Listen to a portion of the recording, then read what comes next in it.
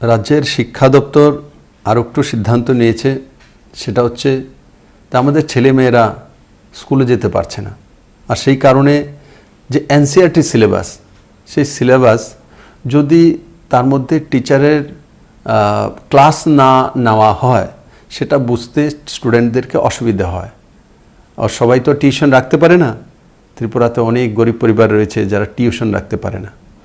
তো তাদের জন্য যাতে বাড়িতে বসেই তার কোচিং পাওয়া যেতে পারে, ক্লাসে যেটা হয় সেটা পেতে পারে, রাজ্য সরকার সিদ্ধান্ত করেছে যে ইলেকট্রনিক্স মিডিয়া, সোশ্যাল মিডিয়ার মাধ্যমে বিভিন্ন ক্লাসের সাবজেক্টগুলো ক্লাসে যেভাবে পড়ানো হয় ঠিক সেইভাবে পড়ানো হবে।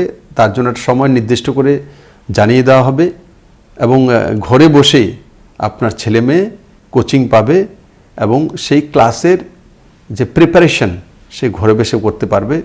রাজ্য সরকার আজকেই সেই সিদ্ধান্ত নিয়েছে।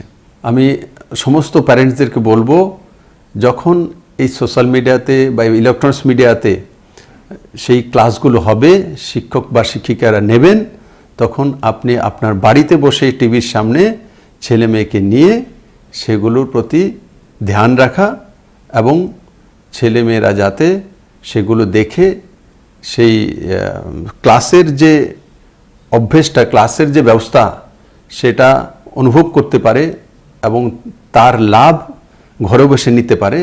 তার জন্য প্রত্যেক গার্জিয়ানকে বলবো, আপনারা অগ্রণী ভূমিকা পালন করবেন, সেটা আমি আশা করি।